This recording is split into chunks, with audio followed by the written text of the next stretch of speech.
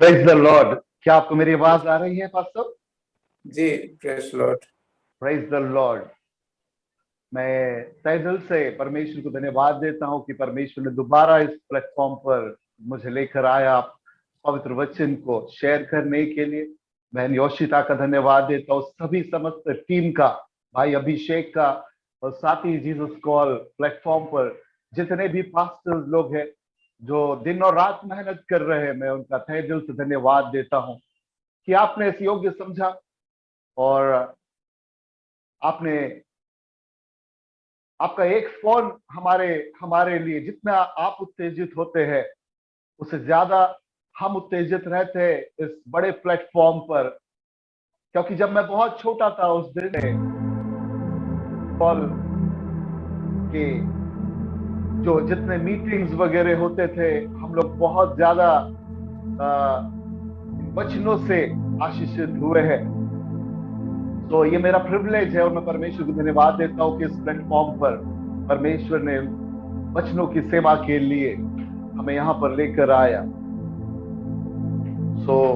आइए हम लोग कुछ समय हम वचन की ओर जाए। कितने लोग वचन सुनने के लिए तैयार हैं? हालेलुया। कितने लोग सही में ऐसा लगता है कि नहीं प्रभु आज बात कर और मैं सुनना चाहता हूं? जितने लोग आप सोच रहे हैं कि हाँ मैं आज वचन सुनना चाहता हूं, मैं आपको यकीन करिए कि परमेश्वर आपका जीवन बदलने जा रहा है। आपका जीवन बदलने जा रहा है। रिस्टोरेशन के मैसेजेस हम बहुत दिनों से सुन रहे हैं और मैं प्रार्थना कर रहा था कि प्रभु रिस्टोरेशन के विषय में आप मुझे सिखाइए। और मैं यकीन करता हूं कि जैसे जैसे पवित्र आत्मा मुझे भी सिखाए, परमेश्वर कई लोगों को आज नया डायमेंशन इस रिस्टोरेशन में बताने जा रहा है। हालेलुया। आज एक चीज को मसीही लोगों में बताने की बहुत ज्यादा आवश्यकता है जो मैं आज आप लोग के साथ बांटना चाह रहा हूं।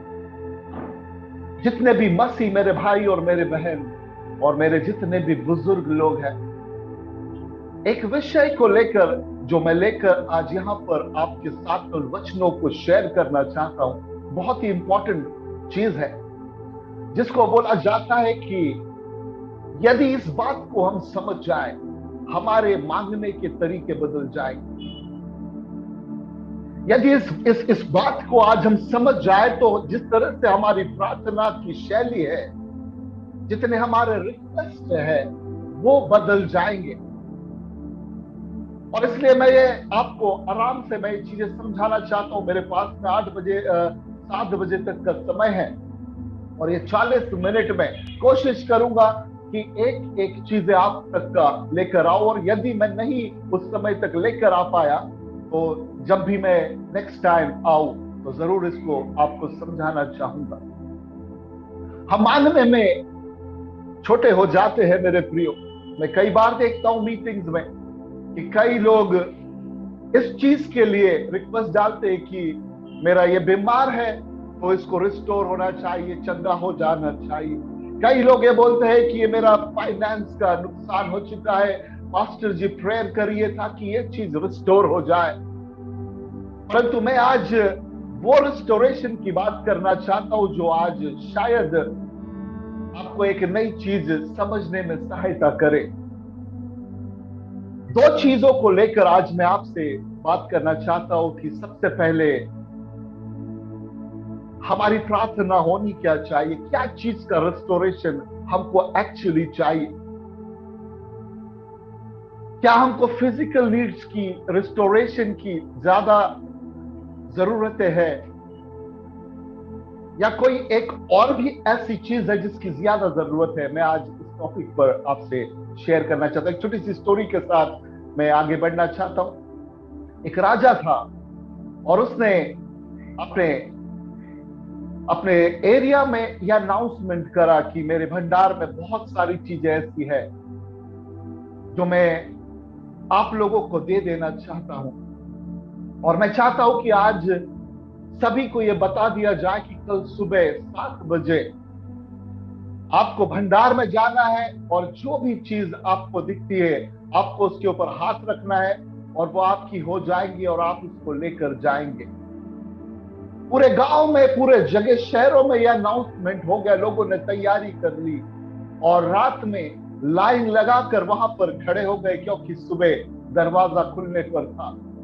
कई लोगों ने सोचा क्योंकि मुझे खाने की जरूरत है तो जहां पर भी खाने की चीजें दिखेंगी वो खाने की चीजों पर जाकर हाथ रख दूंगा।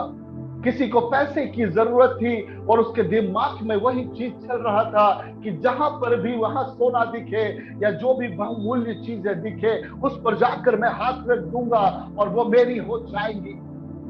हर एक ने अपनी अपनी इच्छा के अनुसार एक ग्राफ अपने अंदर बना लिया कि ये चीज मुझे चाहिए।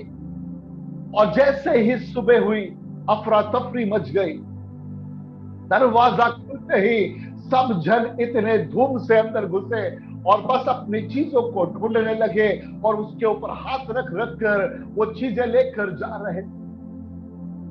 ज्यादा समय नहीं हुआ मेरे प्रिय कि जितने भी लोग आए थे गांव के सब चले गए अपने अपने सामान अपनी अपनी सोच के अनुसार लेकर। परंतु राजा की नजर एक ऐसी लड़की के ऊपर पड़ी वो जो ना तो कोई चीज लेना चाहती थी ना तो उसकी कोई इच्छा थी परंतु फिर भी उस जगह पर खड़ी थी। ये राजा उस लड़की को देखकर कहता है कि बेटा क्यों नहीं तुम भी जाती हो और कोई भी जो भी चीज आपको अच्छा लगता है ले लेती हो। तो वो लड़की बोलती है कि राजा जी मुझे कुछ नहीं चाहिए। राजा बोलता है नहीं, जिस पर आप हाथ रख दोगी मैं आपको वो दे दूंगा, बहुत सारे टॉयज भी है वो भी आपके हो सकते हैं। परंतु लड़की बोलती है ठीक है आप बोलते तो मैं हाथ रख देती हूँ और वो जाकर उस राजा के ऊपर हाथ रखती है और वो बोलती है कि मुझे कोई और चीज की जरूरत नहीं, मुझे आपकी जरूरत है। मेरे प्रियो, क्या हम अपनी जरूरतों के हिसाब से हमारी प्रार्थना करते हैं कि प्रभु मुझे चंगाई दे दे? क्या हम ये सोचते हैं कि प्रभु मुझे कुछ पैसे दे दे, आज 2000 रुपए की जरूरत है? कहीं हम ये तो प्रार्थना नहीं करने लगे हैं? एक बात को आपको समझाना चाहता हूं। मत्ती उसके 6वें अध्याय और उसके 31 पद में क्या लिखा है, हम उसको थोड़ा सा देर समझने की कोशिश करते हैं। मत्ती उसका 6वां अध्याय और उसका 31वां पद। इसलिए हाँ तुम चिंता करके हाँ यह न कहना कि हम क्या खाएंगे क्या खाएंगे या क्या पिएंगे या क्या पिएंगे या क्या पहनेंगे या मैं क्या पहनने जा रहा हूं, इसकी चिंता मत करना। ये यीशु ने अपने पवित्र वचन में लिखा है। मेरे प्रियो, तुमको इन चीजों की चिंता करने की जरूरत नहीं है।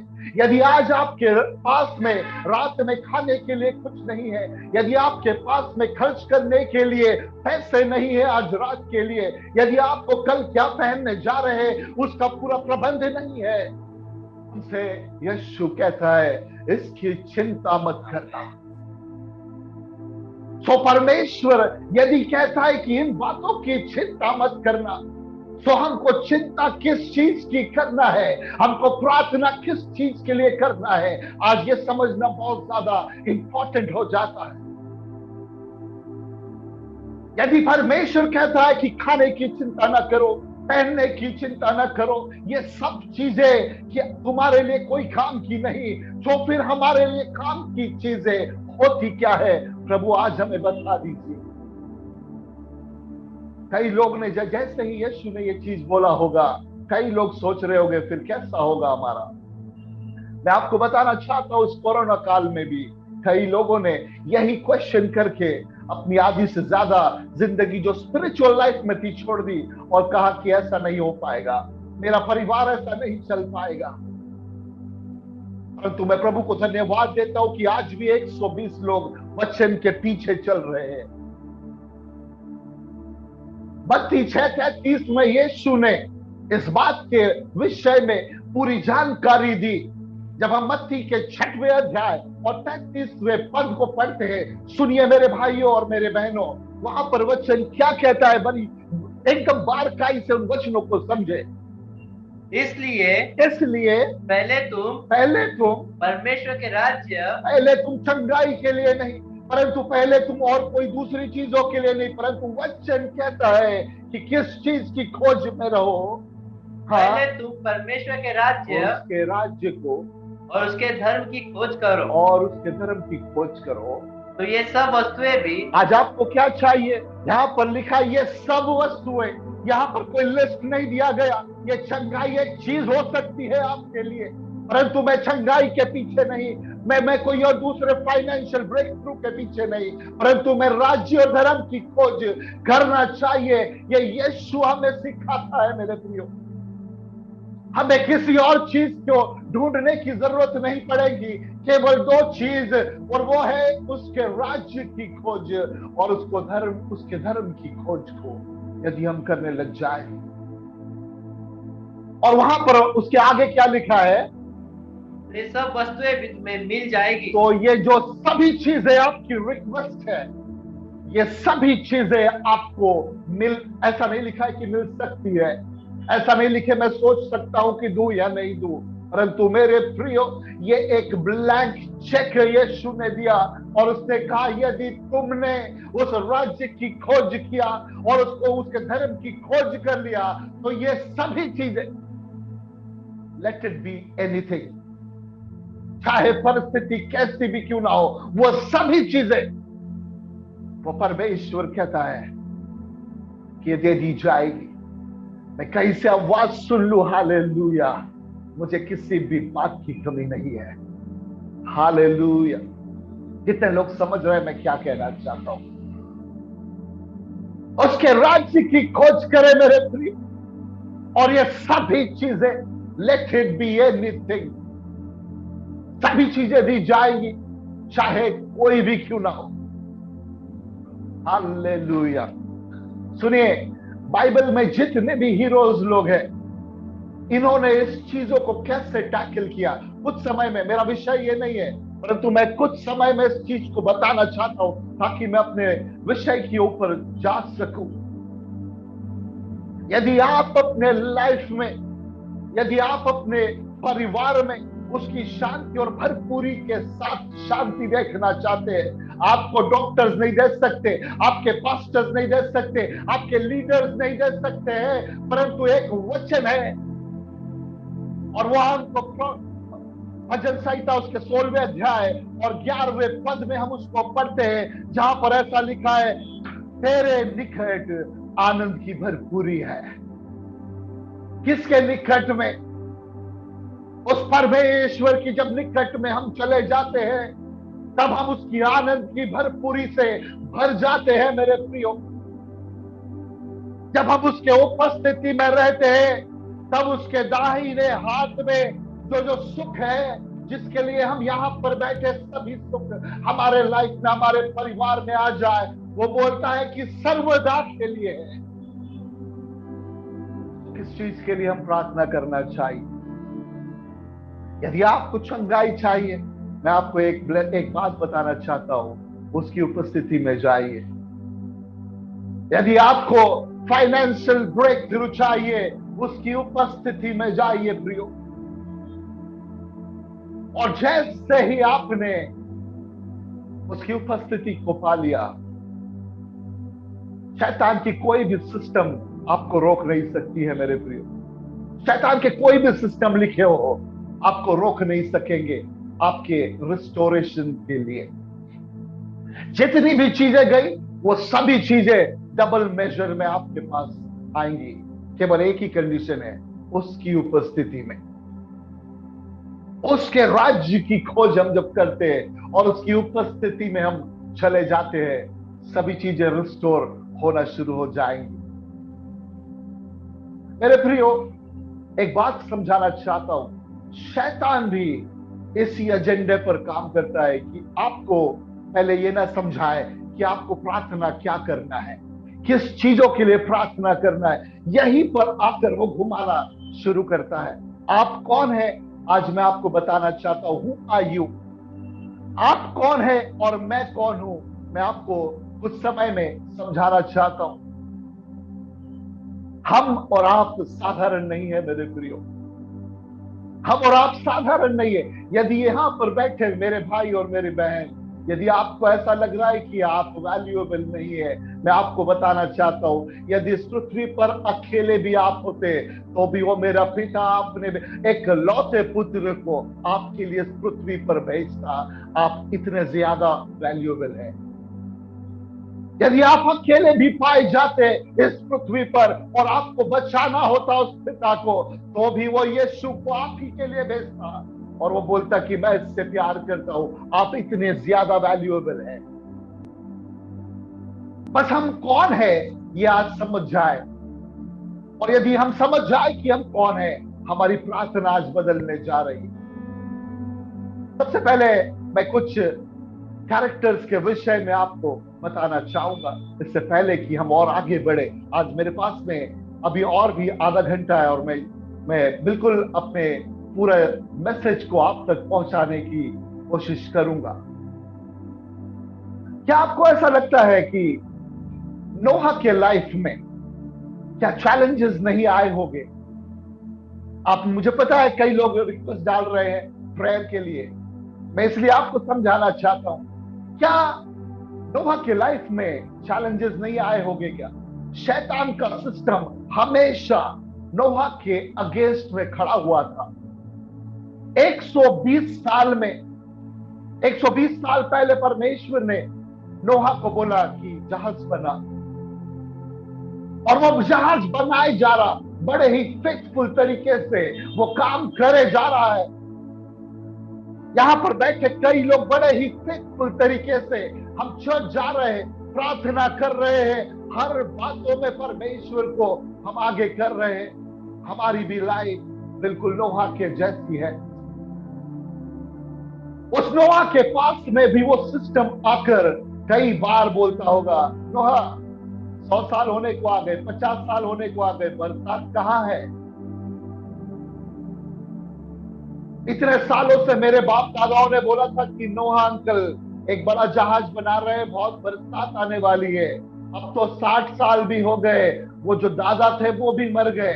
आकर लोग उसको बोलते होंगे, नोहा पागल हो गया है, शायद तूने परमेश्वर की आवाज नहीं सुना था नोहा, किसी और ने बोल दिया होगा और तूने गलती से ऐसा सोचा होगा कि परमेश्वर ने बोला पानी नहीं आएगा। यहां पर बैठे हर एक जन ऐसी ही परिस्थिति में जा सकते हैं प्रियो।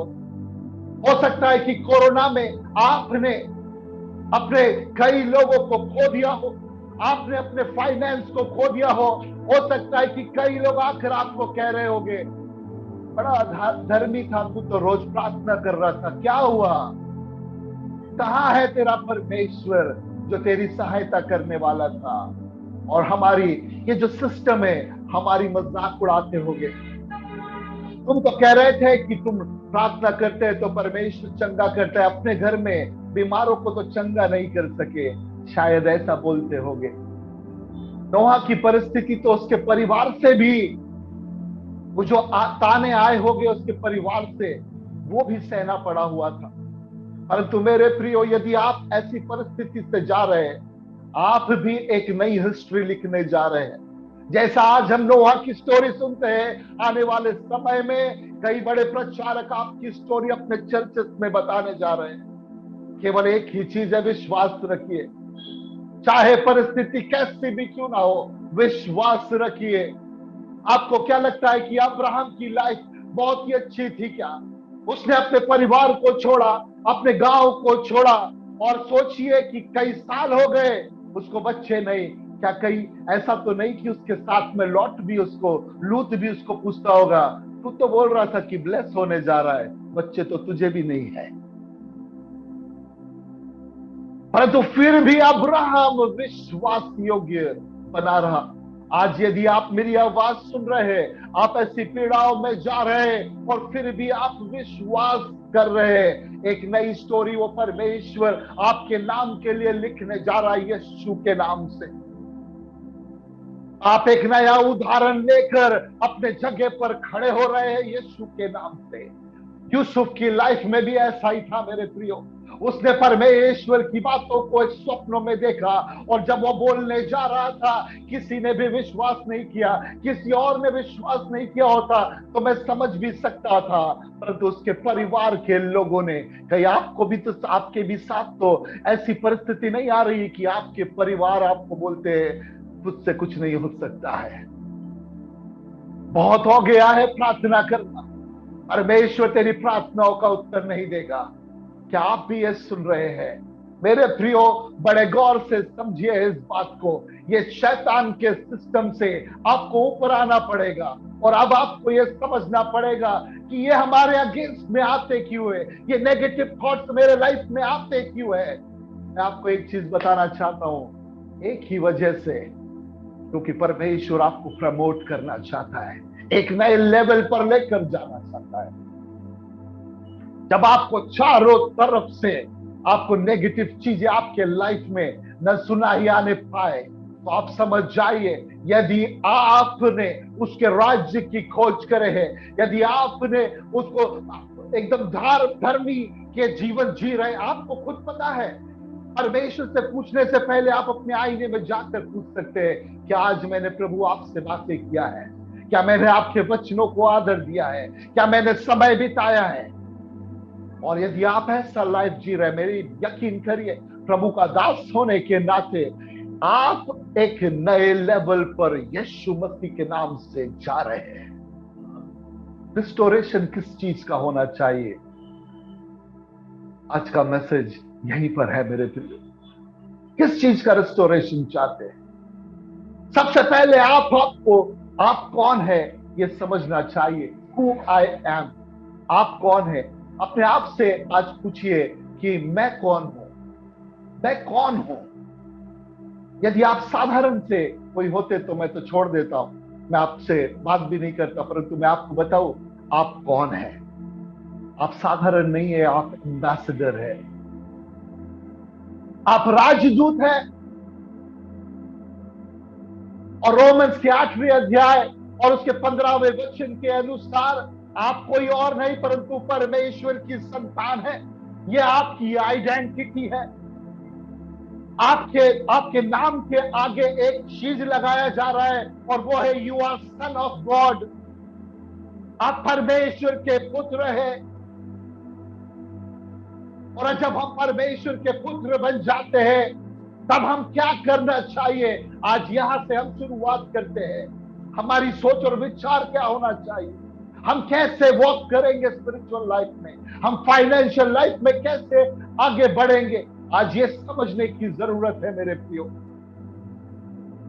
आज शैतान बार बार हमारे पास आकर एक ही चीज बोलता है, तुझसे नहीं होगा, तू प्रभु का जन नहीं है, तू प्रार्थना करते रहना, तेरी प्रार्थना सुनी नहीं जाएगी। ये शैतान का सिस्टम है। एक चीज बताना चाहता हूं, सुनिए बड़े गौर से।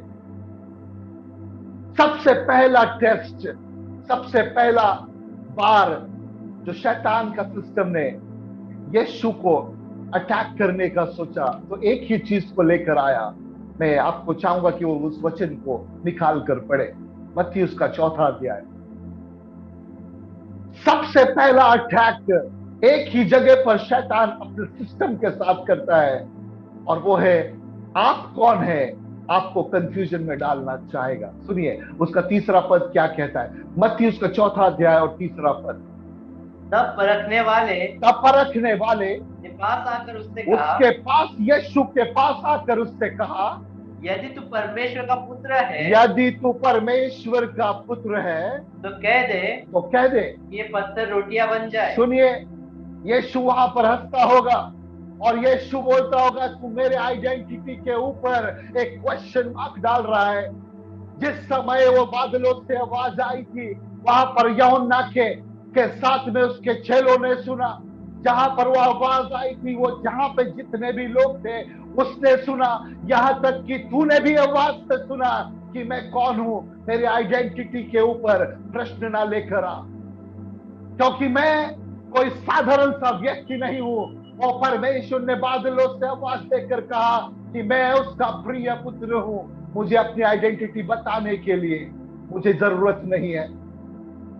आज यदि आप भी अपने कोई परेशानी से जा रहे हैं, उस परेशानी के सामने खड़े होकर कहिए, मुझे मेरी आइडेंटिटी पता नहीं है। शायद इसके पहले तू मुझे नितिन डेविड लाजरस के नाम से जानती होगी, लेकिन मैं उस शैतान की सभी सिस्टम के आगे खड़े होकर कहना चाहता हूं कि मैं नितिन डेविड लाजरस नहीं, परंतु उस शैतान के वो जो सिस्टम है उसके आगे परमेश्वर के पुत्र के नाम से यहां पर खड़ा होना चाहता हूं।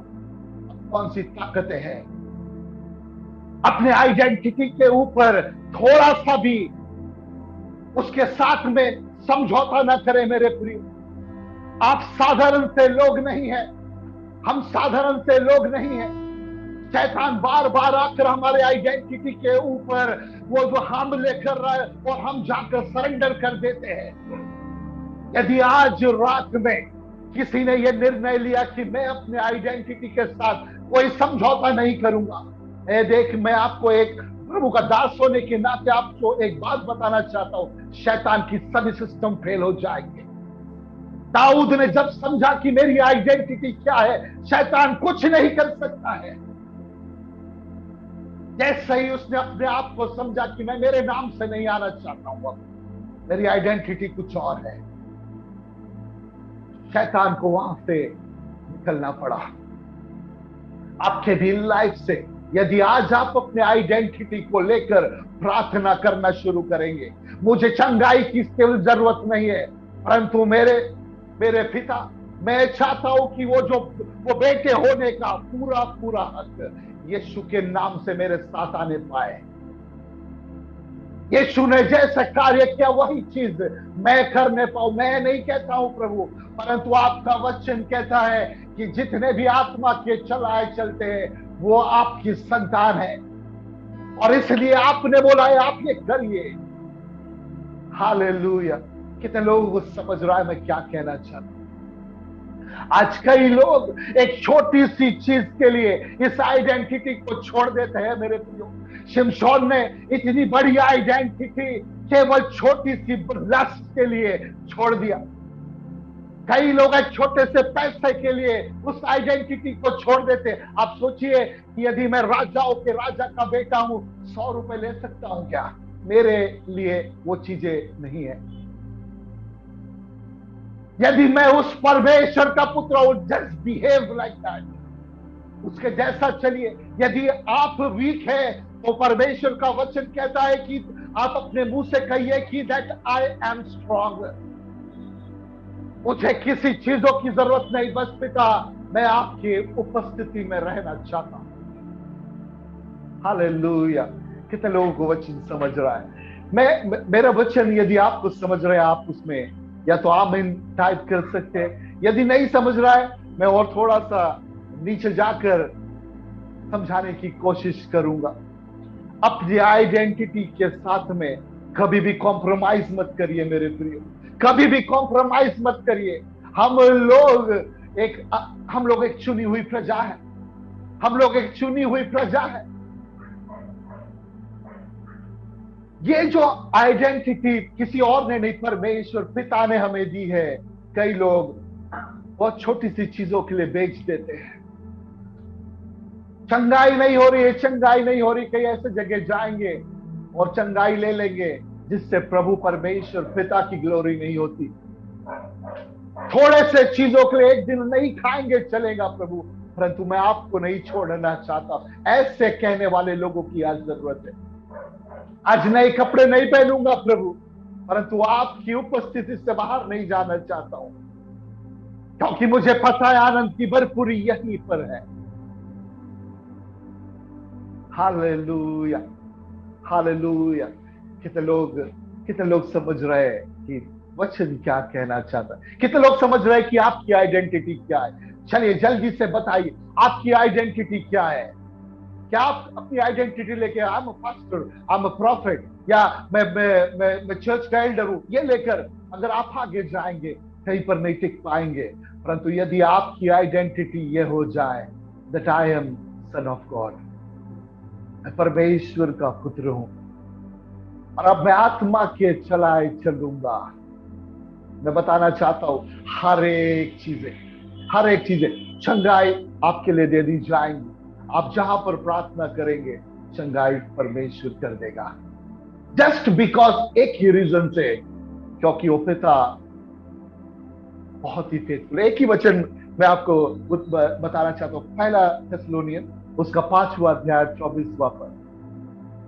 पहला थेसलोनियन उसका 5वां अध्याय और उसका 24वां पद, और उसमें ऐसा लिखा है, तुम्हारे बुलाने वाला सच्चा है, तुम्हारा जो बुलाने वाला है वो सच्चा है, और वह ऐसा ही करेगा। आप सुनिए मेरी बात। वो जो परमेश्वर जिसने आपको बुलाया है, उसने आपको हानि के लिए कल्पनाएं नहीं करी है, आपके लिए उसने आपके लाभ के लिए कल्पनाएं करी है। उसने आपको ब्लेस करने की योजनाएं बनाई है, और वचन कहता है कि वो सच्चा है।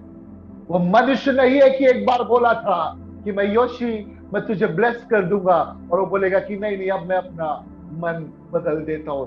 या सिस्टर को जब उसने बोला परमेश्वर कि मैं तुझे ब्लेस करूंगा, वो मनुष्य नहीं कि बोलकर पछता जाए, ब्लेस करेगा। वो परमेश्वर सच्चा है। हालेलुया। क्यों ना उस बुलाने वाले परमेश्वर के लिए पूरा जीवन दे दे। उसने जो जो प्रॉमिस करा है वो हमारे जीवन में पूरा करेगा। मैं अपने आइडेंटिटी को किसी भी रूप में बेचना नहीं चाहता हूं, किसी भी रूप में। सुनिए, अब एक समय आया कि जब यीशु के साथ भी इस चीज के को छोड़ने के लिए एक योजना बनाई गई। सुनिए, मैं कई लोगों को आज एक बहुत ही गहरी बात बताना चाहता हूं। गत्समनी के बाग में यीशु रो रहा है। गत्समनी के बाग में यीशु रो रहा है। सुनिए, मत्ती उसके 26वें अध्याय को पढ़ते हैं और उसके 39th वर्स को बड़े गहराई से समझो इस बात को। सबसे पहले एक बात को समझिए कि परमेश्वर ने, मैंने इसीलिए जो पीछे जो आपको फोटो दिख रहा है, एक ऊपर से हाथ आ रहा है जो पिता का है, और जो नीचे से हाथ जा रहा है वो हमारा है। मैं इसीलिए इस चीज को आपके लिए डाल के रखा हूं ताकि हम समझे इस चीज को। आप और मैं जो है, हमारा जो रिलेशन है उस पिता के साथ कैसा होना चाहिए। आप सुनिए, इस बात को समझते हैं। यीशु गत्समनी के बाग में रो रहा है, और उसकी प्रार्थना क्या है इसको बड़े गंभीरता से समझिए। उसका 39th वर्स सुनिए क्या है।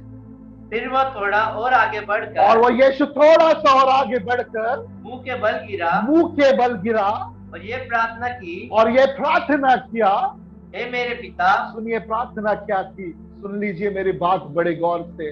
यीशु प्रार्थना कर रहा था, हे मेरे पिता, यदि हो सके तो ये कटोरा मुझसे टल जाए। सुनिए, क्या किस नाम से उसने संबोधित करा। उसने ये नहीं बोला कि हाँ मेरे परमेश्वर ऐसा करना। यीशु ने हमें सिखाया भी प्रार्थना ऐसे ही, कि जब हम मत्ती के 6वें अध्याय और उसके 9वें पद को पढ़ते हैं तो यीशु ने सिखाया क्या कि प्रार्थना कैसे करना है। वहां से ऐसी शुरुआत होती है, प्रार्थना ऐसी करना, हे हमारे पिता, ना कि है हमारे परमेश्वर। तू कहा है परमेश्वर का और मनुष्य जाति का रिलेशन एक अलग है प्रियो, परंतु एक पिता और एक बेटे का रिलेशन अलग है। और वही रिलेशन यीशु ने हमको सिखाया कि प्रार्थना ऐसे करना कि है हमारे पिता। और यीशु भी गत्समनी के बाग में ऐसे ही प्रार्थना कर रहा है, और उसके 39 वर्ष में क्या प्रार्थना किया, हे मेरे पिता, हो सके तो ये कटोरे को मुझसे टल जाए। ये पहली बार उसने प्रार्थना वहां पर किया। जब हम उसके बाद में 42nd वर्ष में आते हैं, वहां पर भी यीशु ने क्या प्रार्थना किया, इसको भी बड़े बारीकाई से सुनिए। फिर उसने दूसरी बार जाकर, और उसने यीशु ने दूसरी बार जाकर यह प्रार्थना की और यही प्रार्थना करी, हे मेरे पिता। सुनिए क्या बोलकर प्रार्थना करी, हे मेरे पिता। बड़े बारीकाई से समझिए मेरे प्रियो, यह रिश्ता बहुत ही गंभीर है। और जब 44th वर्ष को एक बार और पढ़ते हैं कि अब ये तीसरी बार क्या किया, उन्हें छोड़कर वह फिर चला गया और फिर से चला गया, और उन्हीं शब्दों में, और वही जो पहले शब्द थे उन्हीं शब्दों में फिर तीसरी बार प्रार्थना की। तीसरी बार उस यीशु ने प्रार्थना की, हे पिता, मैं नहीं चाहता हूं कि ये जो रिलेशन है मेरा आपके साथ में, मैं इसके साथ में कोई भी कॉम्प्रोमाइज नहीं करना चाहता हूं। मैं बिल्कुल भी नहीं चाहता, यदि आपने ये वचन को पढ़ा और आपने ये देखा कि वो घुटनों पर जाकर रो रो कर प्रार्थना कर रहा है कि ऐसा मत होने दे। आज यहाँ पर मेरी आवाज सुनने वाले जितने भी लोग हैं, आज मैं आपको बताना चाहता हूँ, अपने आइडेंटिटी के साथ में कॉम्प्रोमाइज मत करिए। किस चीज के लिए यीशु रो रहा था वो आपको मैं बताने चाहता हूँ। किस चीज के लिए वो यीशु इतने बिलक बिलक के रो रहा कि पिता मेरे साथ में ये चीज मत होने दे, बाकी जो होगा चलेगा। एक ही वजह से वो रो रहा था। कितने लोग सुनना चाहते हैं कि वो यीशु क्या रीजन से रो रहा था? कितने लोग सुनना चाहेंगे? 27वां चैप्टर निकालते हैं, मत्ती उसका 27वां अध्याय और उसका 46th वर्स। हाँ, तीसरी पहर के निकट, सुनिए, ये चीज था जिसके वजह से यीशु रो रहा था। वो तीसरी पहर, यीशु ने बड़े शब्द से, सुनिए, अब यीशु उस क्रूस के ऊपर लटका है और वो बड़े शब्द से चिल्ला रहा है। इस बात को समझिए मेरे प्रियो कि वो चिल्ला क्या रहा है। एली एली लमा सबक्तनी, हाँ, अर्थात इसका मतलब ये है, हे मेरे परमेश्वर। अब सुनिए, यीशु का पिता नहीं, अब वो यीशु का परमेश्वर हो गया क्योंकि उसने उसको छोड़ दिया। आज मैं आपको एक चीज बताना चाहता हूं कि यीशु जिस समय उस क्रूस पर था और वो आत्मा ने उसे छोड़ दिया, वो उसका पिता नहीं परंतु परमेश्वर हो गया। और वो ये चीज नहीं चाहता था कि मैं ये रिलेशन को छोड़ दूं। मेरा जो रिलेशन मेरे पिता के साथ है वो यही बेटा और बाप का होना चाहिए, परंतु एक गॉड और एक ह्यूमन के नाते नहीं होना चाहिए। इसके लिए वो रो रहा था। आज आप किस चीज के लिए रो रहे हैं? कई लोग इस रिलेशन को नहीं समझ पाते कि मेरा रिलेशन उस पिता के साथ क्या है, एज गॉड या आपका बाप। मेरे प्रियो, रोमन्स 8 और उसका 15वां अध्याय में यही चीज हमको दिया गया है कि हम उसे अब्बा पिता करके बुला सकते हैं। यही चीज हमको हम अडॉप्शन में मिली है कि अब हम उसको गॉड नहीं, हम उसको अपने बाप करके बुला सकते हैं। और यदि वो हमारा पिता है, क्या आपको कोई चीज की कमी हो सकती है? केवल एक ही चीज, यदि एक ही कंडीशन यहां पर दिया गया है कि यदि हम आत्मा के चलेंगे तो ही हम उसके संतान हैं। जितने लोग प्रार्थना के रिक्वेस्ट दे रहे हैं, मैं आपको एक चीज बताना चाहता हूं। प्रार्थना करिए कि पिता मैं आत्मा के चलना चाहता हूं। प्रार्थना करिए, पिता चंगाई नहीं परंतु आत्मा के चलाइए मुझे, क्योंकि जैसे ही मैं आत्मा के चलता हूं मैं आपकी संतान हूं। यह आपका वचन है। और यदि राजाओं का राजा उसकी, यदि मैं उसकी संतान हूं, मैं आपको बताना चाहता हूं किसी भी चीज हमें कमी नहीं हो सकती है। किसी भी चीज, लेट इट बी एनीथिंग, किसी भी चीज की कमी नहीं हो सकती है।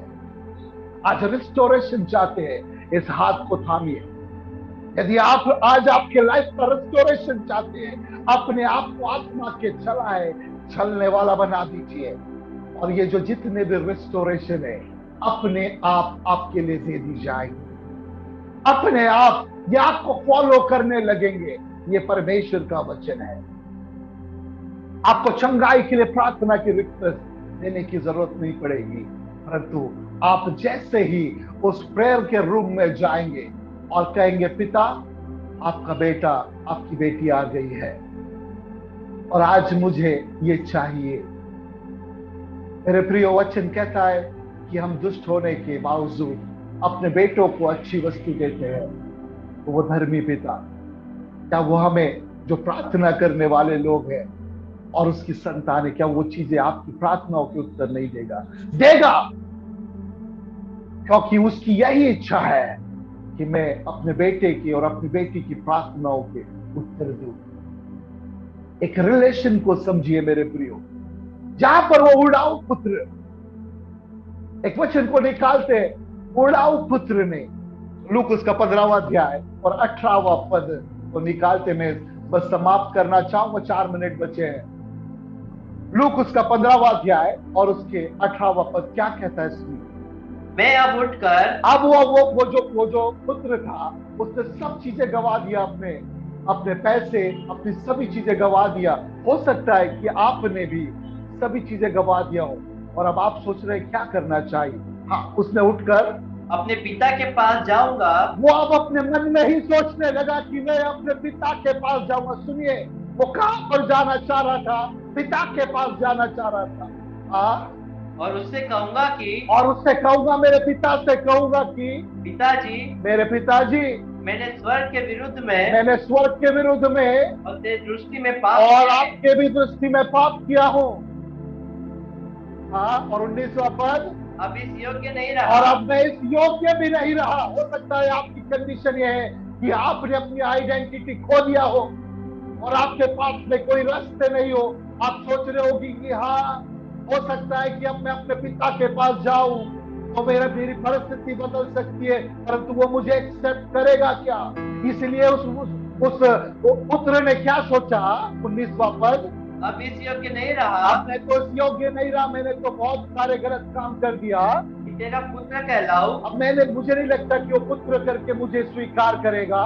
मुझे अपने एक मजदूर के समान रख तो ले। मैं तो ऐसा ही बोल दूंगा कि मेरे पिता के पास मुझे बेटे के नाई नहीं, परंतु मुझे एक मजदूर की नाई रख ले।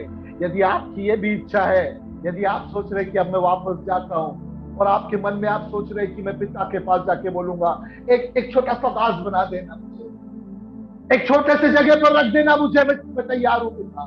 परंतु मेरे प्रियो, वो पिता का हृदय इतना बड़ा है, यदि आप ऐसे भी मंशा से उसके पास आएंगे, उसके पिता ने उसे एक दास के नाई नहीं, परंतु अपने खुद के बेटे की नाई, उसके हाथ में अंगूठी क्या डाल दी, एक नया बछड़ा को क्या कटवा दिया। आज जश्न की बात है।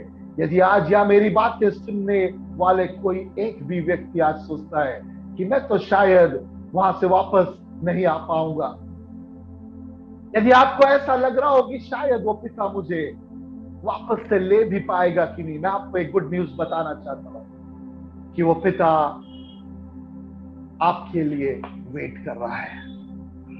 वो पिता हाथ पसारे आपके लिए वेट कर रहा है और वो कह रहा है कि मेरे बेटे, मेरी बेटी, तेरे लिए मैं वेट कर रहा हूं। मेरे बेटे, मैं तेरा इंतजार कर रहा हूं। मैं चाहता हूं कि तू पूरे रिस्टोरेशन के साथ में जो तेरे पास में पहले नहीं था, उससे दुगना मैं तुझे देना चाहता हूं।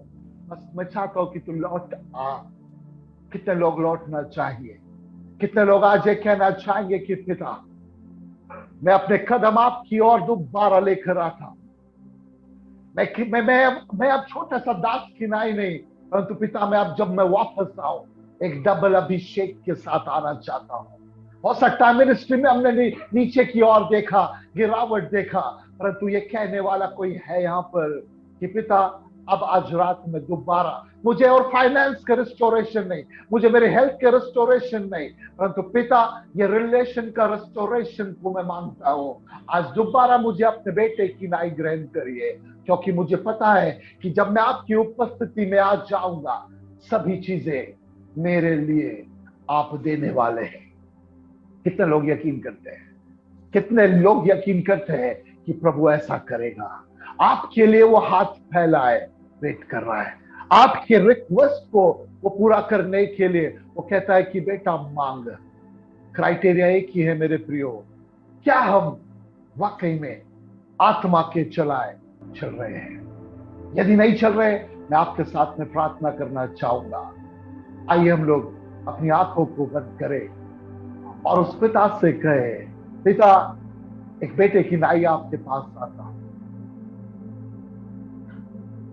परमेश्वर तो है लोगों के लिए, डोनाल्ड ट्रम्प का जो लड़का है उनको प्रेसिडेंट नहीं, वो बोलेगा मेरे डैडी आ रहे हैं। लोग प्रेसिडेंट बोल सकते हैं क्योंकि वो उनका ओहदा है, परंतु डोनाल्ड ट्रम्प का बेटा बोलेगा मेरे डैडी आ रहे हैं। क्यों ना हम ये विश्वास में आज से आगे बढ़े कि वो परमेश्वर तो है परंतु मेरा पिता है। और यदि मैं उस बेटे होने का, हमने अपने आप से नहीं मांगा था, पिता ने बोला था कि यदि हम आत्मा के चलाए चलेंगे तो हम उसकी संतान हैं। आइए यही वचन के साथ में उस परमेश्वर से कहे, पिता आप इस बातों को पूरा करिए। और वो परमेश्वर करेगा, क्योंकि भजन उसका 138 के दूसरे पद में ऐसा लिखा है कि वो परमेश्वर ने उस वचन को अपने से ज्यादा महत्व दिया है। आइए अपनी आंखों को बंद करें। जितने लोगों ने प्रेयर के रिक्वेस्ट डाले हैं, मैं चाहूंगा कि आप लोग खुद से ये प्रार्थना करें, पिता कि मैं आपकी बेटी हूं और मैं कोई संसार की बातों को नहीं मांग रही हूं।